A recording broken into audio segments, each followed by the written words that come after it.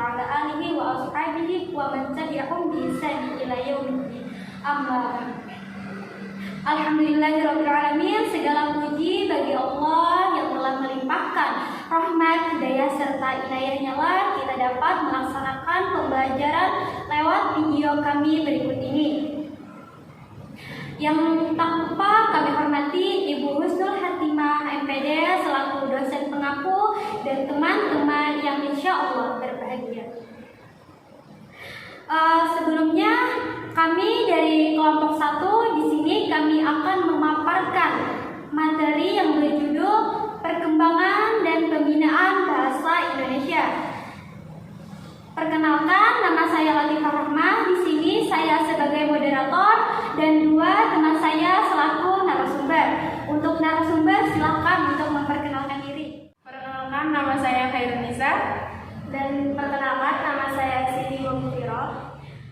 Baiklah, untuk materi yang pertama akan disampaikan oleh narasumber kami Siti Mufiro. Kepada Siti Mufiro kami persilahkan. Assalamualaikum warahmatullahi wabarakatuh. Di sini saya mau mempresentasikan pengertian pembinaan dan pengembangan bahasa Indonesia. Hasil perumusan Bahasa Seminar Politik Bahasa Nasional tahun 1975 telah disebutkan bahwa pembinaan dan pengembangan bahasa adalah usaha dan kegiatan yang ditunjukkan untuk memelihara dan mengembangkan bahasa Indonesia, bahasa daerah, dan pengajaran bahasa asing supaya dapat memenuhi fungsi dan kedudukannya. Pembinaan dan pengembangan bahasa Indonesia dilakukan meliputi usaha-usaha pembakuan agar tercapai bahasa yang cermat, tetap, dan efisien dalam komunikasi. Usaha pengembangan bahasa berkenaan dengan pelaksanaan kegiatan penyebaran bahasa Indonesia ke khalayak sasaran yang berbagai cara, seperti usaha penyuluhan, penataran, dan pendemonstrasian. Jika dipandang dari segi khalayak sebagai sasaran pembinaan tersebut, khalayak tersebut dapat terdiri atas berbagai golongan, baik dari golongan pemutar asli maupun golongan bukan penutur asli. Orang yang bersekolah maupun orang yang tidak bersekolah lagi. Khalayak guru pada semua jenis dan semua jenjang pendidikan. Khalayak orang yang berada di komunikasi media massa seperti majalah, surat kabar, radio, dan televisi, serta khalayak di bidang industri, perniagaan, penerbit, perpustakaan, dan pada lingkungan sastrawan. Assalamualaikum warahmatullahi wabarakatuh. Di sini saya akan mempresentasikan tentang tujuan pembinaan dan pengembangan bahasa. Ada 4 tujuan di dalam pembinaan dan pengembangan bahasa Indonesia. Pertama, penumbuhan sikap. Kedua, meningkatkan kegairahan. Ketiga, meningkatkan keikutsertaan. Dan yang keempat, meningkatkan mutu bahasa Indonesia. Dalam penumbuhan sikap ada 3 komponen. Komponen pertama itu kognitif, kedua afektif, ketiga perilaku. Komponen kognitif adalah pengetahuan kita tentang bahasa Indonesia secara keseluruhan, baik dari golongan maupun dari bahasanya, bahasa Indonesia, bahasa Inggris, maupun bahasa daerah. Yang kedua, komponen afektif. Komponen afektif ini menyangkut dengan perasaan atau emosi kita. Bagaimana cara kita menjiwai dengan menggunakan bahasa Indonesia. Yang ketiga, komponen perilaku.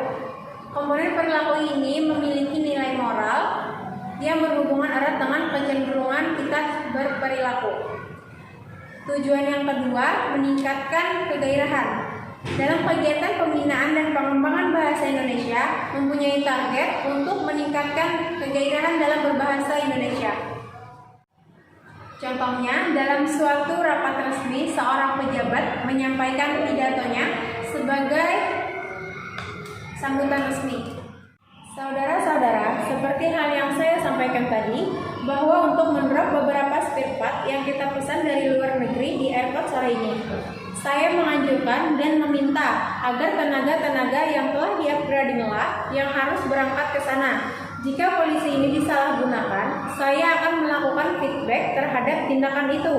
Perlu juga saudara ketahui bahwa apa yang saya katakan katakan terakhir itu bersifat record. Seperti kutipan pidato tadi, pejabat tersebut tidak bergairah dalam menggunakan bahasa Indonesia itu. Mengapa? Karena pejabat tersebut masih menggunakan kata-kata asing seperti mendrop, spare part, airport, upgrading, feedback, dan record. Tujuan yang ketiga, meningkatkan keikutsertaan. Dalam pembinaan dan pengembangan bahasa Indonesia perlu juga meningkatkan keikutsertaan. Bagaimana sih meningkatkan keikutsertaan itu? Meningkatkan keikutsertaan itu jika teman-teman telah menyaksikan suatu bentuk, baik kata, frase maupun kalimat, maka teman-teman sudah melibatkan diri. Terakhir, yang keempat, yaitu meningkatkan mutu bahasa Indonesia. Bagaimana sih caranya meningkatkan mutu bahasa Indonesia itu? Dalam menggunakan bahasa Indonesia yang baik dan benar, kita harus mengetahui penempatan dan penggunaan unsur bahasa tersebut. Dari situ, kita bisa menggunakan bahasa Indonesia dengan baik dan benar. Baiklah, di sini saya akan menyampaikan materi perkembangan bahasa Indonesia di zaman sekarang. Bahasa Indonesia merupakan salah satu aset kekayaan negara yang harus dilindungi dan juga dilestarikan. Oleh karenanya, mencermati perkembangan zaman di era sekarang ini, bahasa Indonesia tetap mampu bertahan di tengah arus globalisasi dan arus penyebaran bahasa dan budaya yang semakin deras. Perlu diketahui, bahasa Indonesia mempunyai peranan yang sangat penting dan juga kedudukan yang strategis, yaitu sebagai bahasa nasional dan juga bahasa negara. Oleh karenanya, di zaman di era sekarang ini, penting bagi generasi muda untuk terus mengembangkan bahasa, mencintai bahasa Indonesia agar tetap lestari. Perkembangan bahasa Indonesia saat ini semakin baik, apalagi makin diminatinya bahasa Indonesia oleh masyarakat internasional. Bahkan, bahasa Indonesia menjadi pembelajaran di negara lain, seperti negara Belanda, Jepang, Cina, Inggris, Amerika, dan Korea Selatan. Saat ini, masyarakat sudah mulai mencampur bahasa Indonesia dengan bahasa asing ke dalam penggunaan bahasa Indonesia sehari-hari. Namun, hal ini tidak menjadi masalah yang signifikan. Namun, yang disayangkan di sini adalah penggunaan bahasa gaul bisa digunakan di forum ilmiah, perkuliahan, seminar, dan forum lainnya. Jika kita menilik apa penyebab utama fenomena ini terjadi, fenomena ini terjadi karena kebiasaan bangsa Indonesia yang pada umumnya lebih menyukai budaya Barat. Dengan kata lain, masyarakat kurang bangga dengan bahasa dan budayanya sendiri. Mungkin dengan adanya tuntutan di era globalisme ini, masyarakat dituntut pula untuk dapat bergaul. Namun, pada akhirnya, dalam pergaulannya, masyarakat kehilangan identitas kebangsaan bahasa Indonesia. Hal tersebut semakin mendekatkan kita kepada detik-detik pudarnya persatuan bahasa Indonesia.